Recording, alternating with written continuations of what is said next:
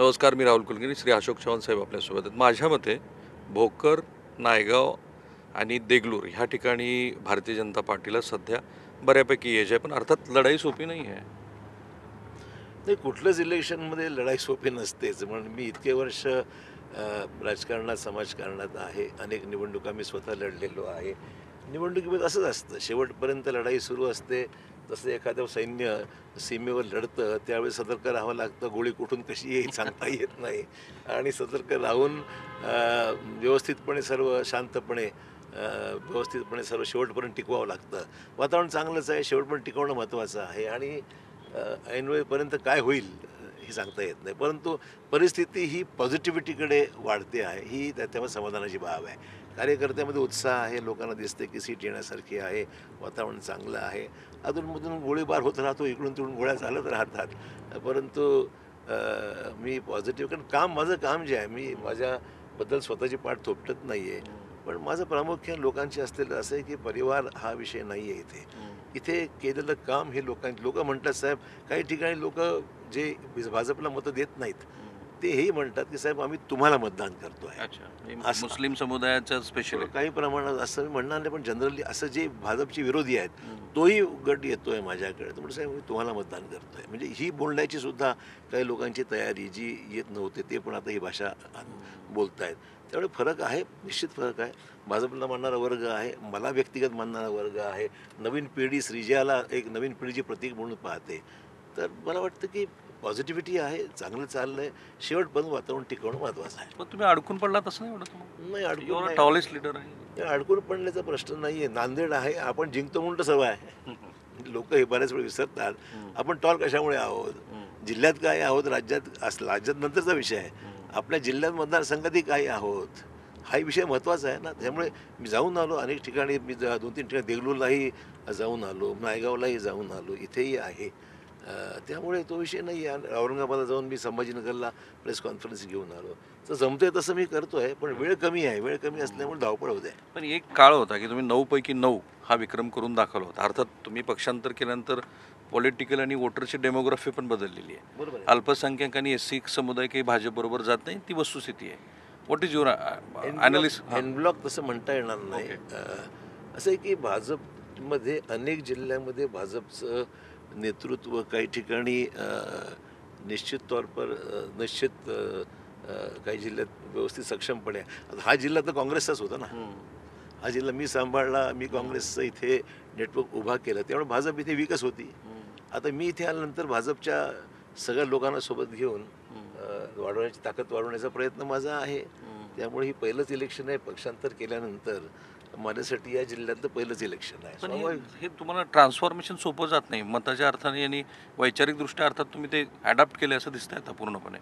नाही, मला असं आहे की ज्या ठिकाणी आपण एक करिअर निवडलं, एक पक्ष निवडला, त्यावेळेस मग त्या पक्षाच्या एकंदरीत वर्किंग तुम्हाला ॲडॉप्ट करावीच लागते. आणि मानसिकता माझी होतीच की ठीक आहे, आपण इथे जातो, इथलं वर्किंग वेगळं आहे. थोडं त्रासदायक आहे तुमच्यासाठी. नाही, त्रासदायक कारण तुम्ही खूप तुमचा शब्द म्हणजे काँग्रेसमध्ये प्रमाण होता. इथे सगळ्या वेगळ्या पद्धती आहेत. मला माहिती आहे, तुम्हालाही माहिती आहे ते. पद्धती वेगळ्या आहेत. हो. पण माझ्या शब्दामध्ये काहीतरी एक तथ्य असतं, एक डेप्थ असते. इथल्याही लोकांना जाणीव आहे. त्या शेवटी मी स्वतःकरता करायचा प्रश्न उद्भवत नाही आहे. मी कुठल्याही काँग्रेसमध्ये असताना असं उमेदवार देत असताना माझा व्यक्तिगत अजेंडा काहीच नव्हता माझा. आणि त्याच्यामुळे जी सिच्युएशन ग्राउंड रिॲलिटी आहे ते पाहूनच निर्णय घेणारा मी माणूस आहे. शेवटी यश, सक्सेस म्हणतात ना, नथिंग सक्सीड्स लाईक सक्सेस, असा विषय आहे. त्यामुळे आता इथे नवीन पद्धती आहेत, त्यालाही मी अडॉप्ट करतो आहे. चॅनल्स वेगवेगळे आहेत, त्यांची माहिती घेणं तोही आहे. त्यामुळे ठीक आहे, काही हरकत नाही, आपण त्यातून जात आहोत. पण मला वाटते कालांतराने याही पक्षामध्ये लोकांना लक्षात आलं आहे आणि येईलही की माझा अजेंडा पर्सनल काहीच नाही आहे. पण असं आहे की हा प्रश्न अनेक वेळेला विचारला गेला आणि तुम्ही त्याची उत्तरही अनेक वेळेला दिली. तुम्ही पक्षांतर का केलं ह्याबद्दल अनेक लोकांचे अनेक प्रश्न अजूनही. कोणी ईडीचा संदर्भ देतं, कोणी आदर्शचं जुनं प्रकरण सांगतं, कोणी म्हणतं माझ्या मागे कुठलं ईडी फिडी काहीच लागलेलं नाही आहे. हे मला मुद्दाम छापे पडले वगैरे नाही, माझ्याकडे काहीच नाही. माझ्या मागे ईडी नाही आणि CBI नाही, काहीच नाही. ज्या केस असं आहे की जे काही घडलं दुर्दैवाने हे काँग्रेसच्या काळात घडलं आहे, हे तुम्हाला माहितीच आहे. हा सगळा जो इतिहास आहे त्यामुळे कुठल्याही छाप्याचा आणि कुठल्याही माझा काही रिलेव्हन्स नाही आहे. लोक आपापल्या पद्धतीने आता आर्टिफिशियल इंटेलिजन्स एवढं झालं की ते म्हणजे स्वतःहून स्वर्ग पण तुम्ही का गाठण्या पक्षांतर केलं? मला वाटलं असं आहे की मी 14 वर्ष हे सगळं सहन केलं. काँग्रेस पक्षाच्या कालावधीमधले विषय आहेत. मला बोलायचं नाही. बरेचसे लोक स्वर्गवासी झालेले आहेत. बऱ्याचशा लोकांनी त्याच्या पक्षात असं आहे की आपल्याला दुर्दैवानं राजकारणाची अशी परिस्थिती आहे की आपल्याला पक्षाबाहेरही विरोधकांनाही म्हणजे फेस करावं लागतं आणि पक्षांतर्गत सॅबॉटाज तोही फेस करावा लागतो. अनेक पक्षात ही परिस्थिती असते. पण तुम्ही काँग्रेस पक्षात असताना एवढा सोबतच झाला? काँग्रेस पक्षात असताना माझी जी राईज होती किंवा माझं जे ग्रोथ होतं ते कदाचित काही लोकांना माझ्याबद्दल थ्रेट वाटत असावं असं मला वाटतं.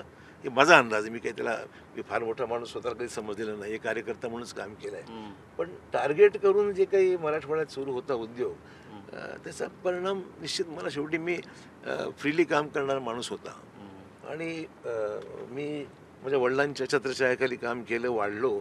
त्याच्या कल्चरमध्ये मी डेव्हलप झालो आणि मी राज्याच्या विविध स्तरावर माझी राईज झाली.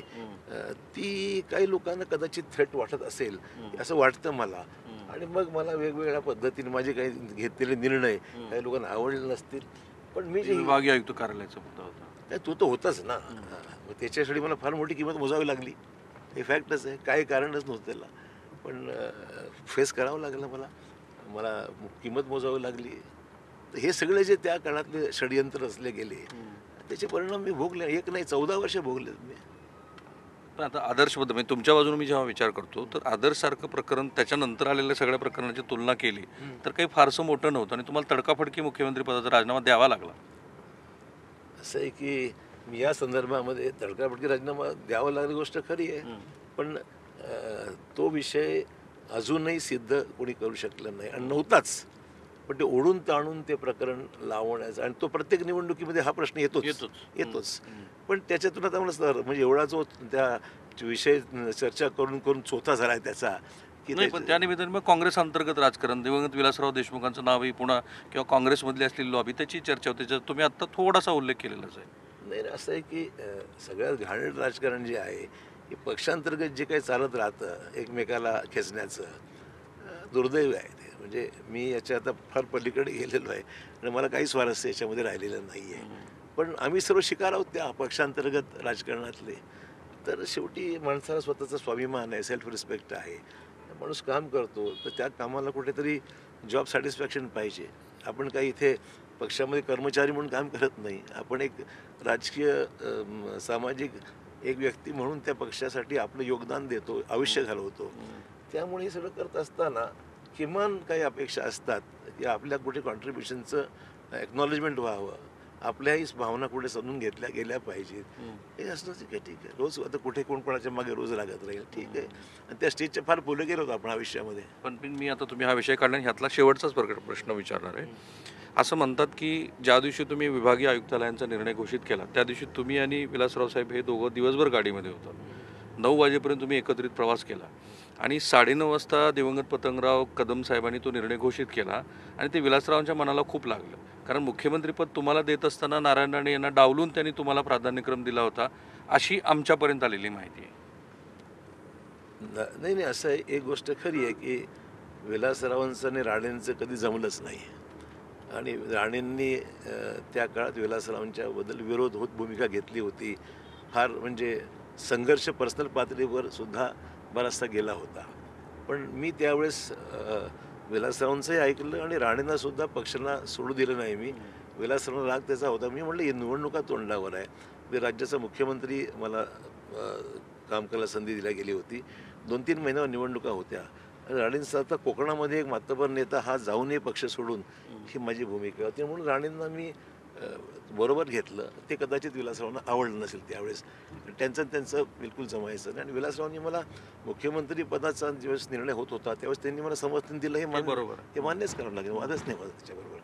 परंतु ठीक आहे तर विलासरावांची नंतर मग केव्हा तुमच्यात वितुष्ट केव्हा आलं? नाही वितुष्ट आल्याचा प्रश्न नाही आहे. मी तुम्हाला सांगितलं ना प्रत्येकाची कार्यशैली वेगळी असते. प्रत्येकाच्या कामाच्या माझ्या जिल्ह्यामधल्या माझ्या लोकांच्या अपेक्षा मराठवाडा म्हणून काही वेगळ्या होत्या. ते तिथे पाहत होते, मी इथे पाहत होतो. पण त्यांना मी नेहमी त्याचा मानसन्मान नेहमीच केला आहे. आणि आजही एक दिवंगत नेते म्हणून आपल्या भागातले एक टॉल फिगर म्हणून आणि त्यांच्याबरोबर मी कसं आहे की शंकरराव चव्हाण शेवटी नेतृत्व शंकरराव चव्हाणांचं होतं. त्या नेतृत्वाखाली विलासराव होते आणि मी सहा मंत्रिपद आम्ही एकत्रच काम केलेलं आहे. त्याच्यामुळे त्यांचे संबंध नेता आणि मी कार्यकर्ता असा कधीच नव्हता. एक मित्रत्वाचे संबंध किंवा एक आदरयुक्त त्यांच्याबद्दल एक भावना होती आमच्या मनामध्ये.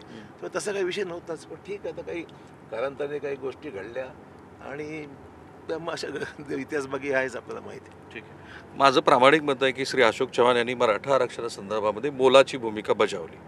अर्थात त्यांच्यावरती आरोप होत असताना सर्वोच्च न्यायालयामध्ये वकील वेळेवर न देणं वगैरे, मी त्यांच्याकडनं ते सगळं समजून घेणार आहे, कारण त्यांच्या मतदारसंघामध्ये हा विषय फार महत्त्वाचा आहे की ते मराठा आरक्षणासाठी फार पण त्यांनी पुढाकार घेतला नाही, ते प्रस्थापित मराठा आहेत वगैरे.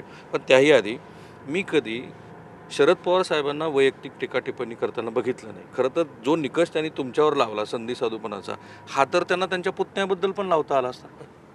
आता असं आहे की शंकरराव चव्हाण आणि शरद पवारांचे जे संबंध होते मधुर, हे सगळ्यांना माहिती आहे.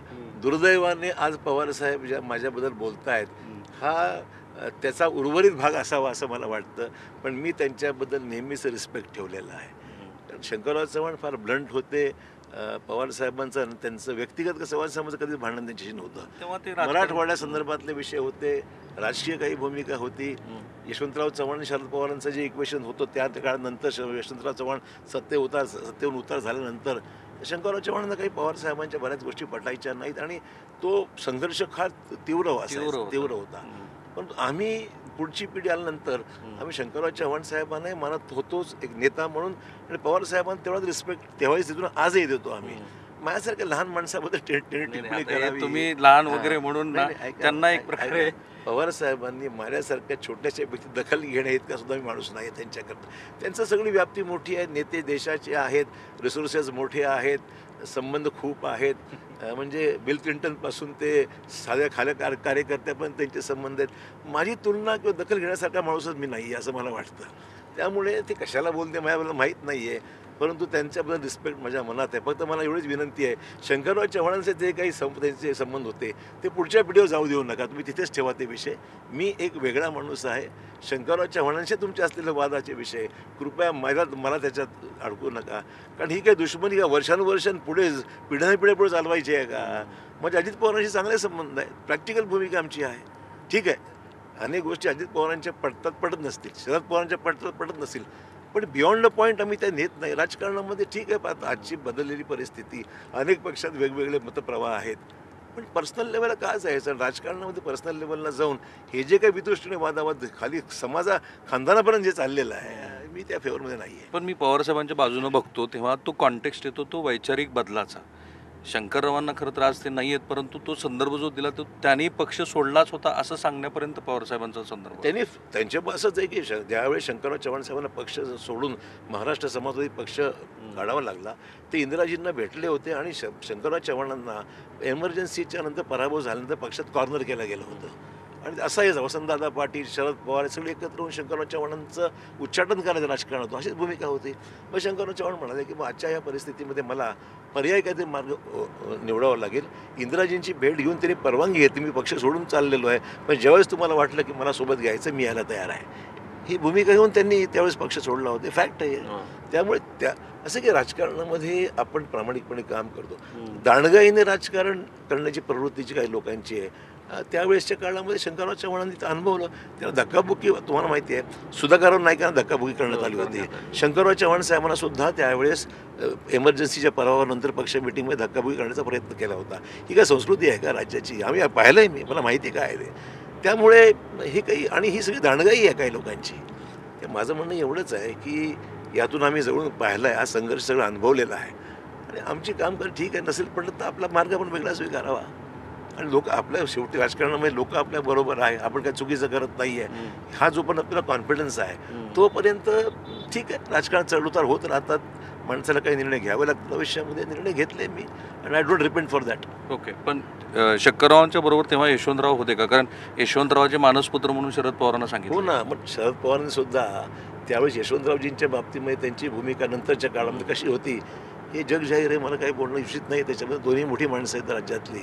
त्यामुळे शंकरराव चव्हाणांचं एकंदरीत राजकीय जे काही त्यावेळेचा कालावधी होता, विशेषतः इमर्जन्सी नंतर जे राज्यात पराभव झाला तर त्यांना खूप टार्गेट केलं गेलं होतं. ही वस्तुस्थिती आहे. इलेक्शनमध्ये हारजीत होत राहते, पण इमर्जन्सीमध्ये सुद्धा शंकरराव चव्हाणांनी महाराष्ट्रामध्ये अतिरेक कुठे होऊ दिला नाही. ही वस्तुस्थिती आहे. त्याबद्दल त्यामुळे लोक आज गोपीनाथ मुंडे मला त्यांनी आठवण करून दिली की म्हणे मी जेलमध्ये होतो इमर्जन्सीमध्ये, पण शंकररावजींनी मला परीक्षा देण्याकरता जेलमधून सुद्धा सोडलं आणि परीक्षा देऊ शकलो. ते गोपीनाथ मुंडेंनी स्वतः मला तेव्हा सांगितलं होतं. त्यांची आठवणी विरोधी पक्षातल्या लोकांना सुद्धा आज आठवणी त्यांच्या भरपूर आहेत की हा माणूस एक माणुसकीने वागणारा, काम करणारा आणि विरोधकांना सुद्धा एकंदरीत चांगली वागणूक देणारा अशा प्रकारचं नेतृत्व त्यांचं होतं. मला वाटतं एक सगळ्या मोठ्या क्वालिटीज होते शंकररावजींच्या. त्यांनी कधी आयुष्यामध्ये फार पैशासाठी हाव केली नाही. राजकारण केलं, समाजकारण केलं, आपल्या पद्धतीने त्यांनी राजकारण केलं. काही लोकांना आवडलं नसेल. त्यांची राजकारणाची ग्रोथ मोठी होती, पण ते स्वभाव त्यांचा एक वेगळा होता. खरं खरं म्हणण्याची ताकद त्यांच्यामध्ये होती आणि तोंडावर बोलण्याची भूमिका असायची. कधी काही लोकांना आवडायचं नाही. पटकळी म्हणून त्यांना असं असेल.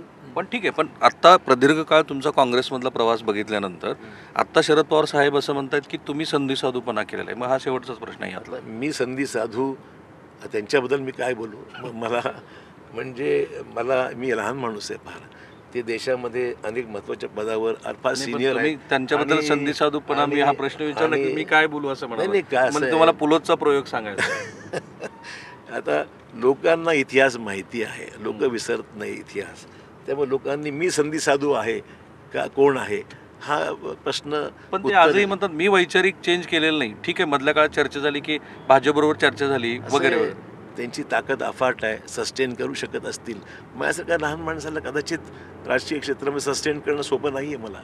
माझे निर्णय मी स्वतःचा विचार मी काही विचार करत असताना शेवटी सर्वायवल महत्त्वाचं आहे ना. मुद्दा असा आहे राजकारणामध्ये सर्वायवल महत्त्वाचं आहे. जे काही लोक निर्णय घेत असतील, आपण आहोत तर सर्व आहे सर्वायवलचं म्हटलं राजकीय. लक्षात मला तुम्हाला काय तर सर्वायवल हा त्यातला महत्त्वाचा मुद्दा आहे. पण ही आगतिकता नाही आहे सर्वायवल.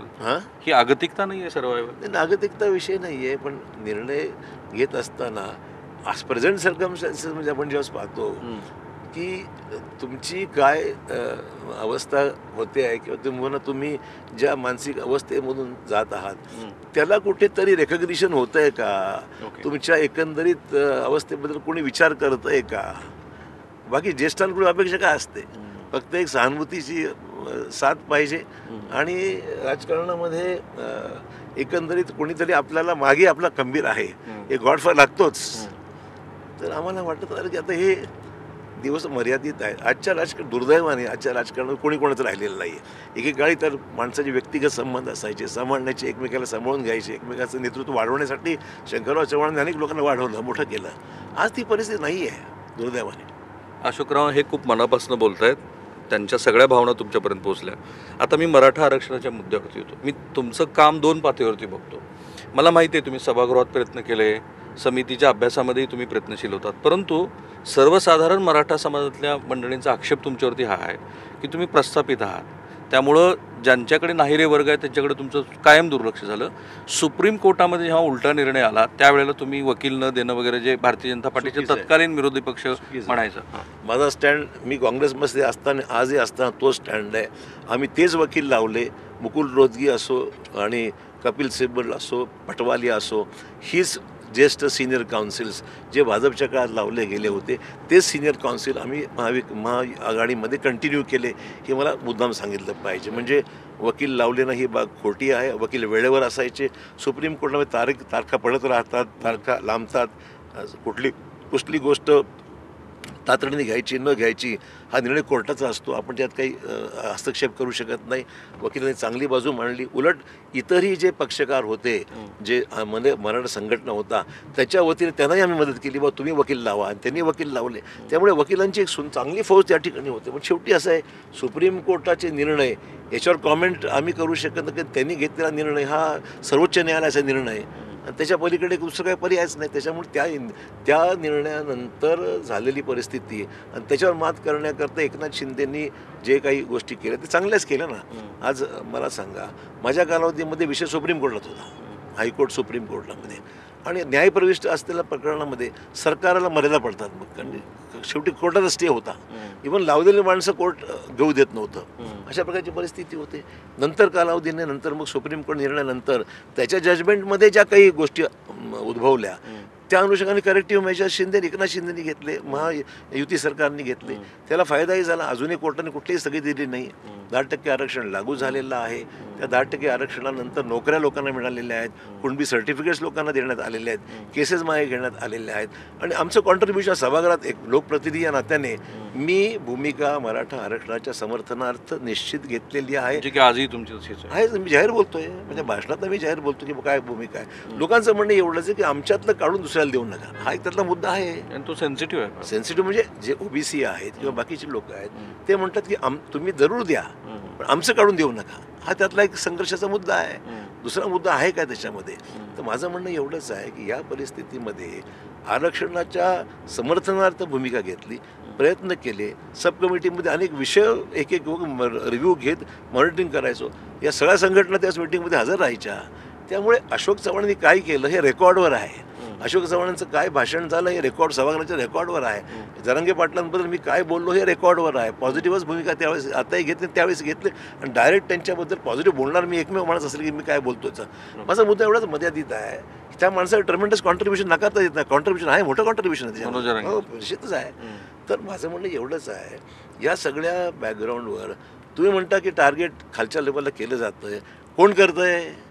जे मराठा आरक्षणामध्ये राजकीय विरोधक घुसले त्याच्यात. ओके. आणि जे तुम्हाला अडवतात, प्रश्न ज्यांना विचारतात, मला डायरेक्टली राजकीय क्षेत्रामध्ये मला मुकाबला करू शकत नाहीत, त्यातला 90% वर्ग असा आहे जो खरंच आरक्षणाचं काम करतो आहे, खरंच करतो आहे. वकील आहेत, इन्फ्लुएन्शियल लोक आहेत जे हे सगळी कामं करतायत. पण एक वर्ग असा आहे जो राजकारण करण्याकरता वेगळ्या वेगळ्या पद्धतीने आपली राजकीय विरोधकांना नामशेष करण्याकरता ह्याचाही फायदा काही लोक उचलतात आहे. आणि माझ्या बाबतीत माझ्या जिल्ह्यात तेच घडतं आहे की प्रतिस्पर्धी उमेदवार हे तो प्लॅटफॉर्म वापरायचा प्रयत्न करून खोटारडा पसरवत आहेत.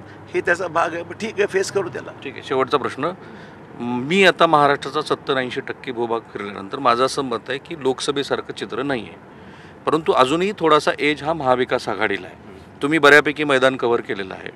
जे 40 फुटलेल्या एका पक्षातले नवे उमेदवार, दुसऱ्या पक्षातले फुटलेले नवे उमेदवार म्हणजे 79 आणि बंडखोर हे महाराष्ट्राचं विधानसभा निवडणुकीचं निकालाचं महत्त्वाचं कॉन्ट्रीब्यूट करणारा पार्ट आहे असं माझं मत आहे. तुम्हाला किती शक्यता वाटते की नवी रिअलाइनमेंट ही होऊ शकते निकालानंतर, हंग असेंब्ली पण येऊ शकते? नाही, मला वाटत नाही. आमचं जनरल असेसमेंट आहे की महायुती सरकार हे महाराष्ट्रामध्ये येण्या इतपत सगळ्या योजना सरकारने जाहीर केल्या. पुढचा मॅनिफेस्टो आलेला आहे. आज योजना प्रत्यक्षात अंमल होतो आहे. लाडकी बहीण योजनेपासून ते तुमच्या शेतकऱ्यांच्या संदर्भात PM किसान योजना असो, किमान आधारभूत किमतीच्या बाबतीमध्ये प्रोक्युअरमेंट सेंटर्सचा विषय असो, सरकारने जेवढ्या योजना रोल आउट केलेल्या आहेत त्या प्रत्यक्षात लोकांना त्याला डायरेक्ट अकाउंटला बेनिफिट त्याचं होत आहे. त्यांच्या थेट पैसे म्हणजे कागदावर नाही आहे, अंमलबजावणी त्याची होते आहे. त्यामुळे वातावरण पॉझिटिव्ह आहे सरकारच्या बाबतीमध्ये. लोकांना कसं आहे, तुम्ही घोषणा करताय, प्रत्यक्ष घडतं का याच्यावर इम्प्लिमेंटेशनवर लोकांचा जास्त भर असतो. आणि आज तसं विरोधकांना बोलणं इतपत काहीच विषय नाही आहेत. आणि इव्हन मॅनिफेस्टोमध्ये पुढच्या आल्यानंतर बरेचसे पॉझिटिव्ह सिग्नल्स त्याच्यामध्ये देण्यात आलेले आहेत. तर पण महाराष्ट्राच्यात असं आहे की आपण पायाभूत सुविधा आपण देत आहोत. पायाभूत सुविधेमार्फत रेल इन्फ्रास्ट्रक्चर, विमानतळं आहेत, रस्त्याची कामं आहेत. आता लोकांच्या पर्सनल बेनिफिट संदर्भातले जे विषय प्रलंबित आहेत ते विषय आता घेण्याची वेळ आलेली आहे. कारण की जो पॉवर्टी लाईन खालचा आपला गरीब माणूस आहे त्याला थोडंसं पॉवर्टी लाईनच्या वर आणण्यास, विशेषतः मराठवाड्यामध्ये ह्युमन डेव्हलपमेंट इंडेक्स हा एवढा खाली आहे की प्रत्येक जिल्ह्यामधला गरीब वर्गाला वर आणण्याकरता काही गोष्टी केल्या पाहिजेत. आणि त्याचा आज बेनिफिट दिसतो आहे. आणि ज्याच्यामुळे लोकांना समाधान आहे की बाबा आम्हाला अडचणीच्या काळामध्ये आम्हाला पैसे मिळत आहेत, दिवाळीच्या अगोदर आम्हाला लाडकी बहिणीचे पैसे मिळत आहेत. तर फायनान्शियल असिस्टन्स हा त्यात काही प्रमाणामध्ये निश्चितच चांगला आहे असं माझं मत आहे. मला कधी कधी असं वाटतं की तुमचा निर्णय थोडासा चुकला आहे. लवकर तुम्ही कदाचित मुख्यमंत्री पदाचे उमेदवार राहिला असतात, महाविकास आघाडी सरकार आला असतं. नाही, मला मुख्यमंत्रीपद 2दा पाहिलेलं आहे आणि मुख्यमंत्रीपदाचं आकर्षण हे मला तसं काही राहायचा प्रश्न उद्भवत नाही. मी पाहिलेलं तर काय का ठीक आहे, जो इतिहास जमा गोष्ट झाली त्याच्या आधी काय बोलण्याचा अर्थ नाही आहे. Life must go on. आता मी राज्यसभेत खासदार आहे, चांगलं चाललं आहे. मध्ये 6 वर्ष आहेत मला माझ्या वर्किंगचा कालावधी.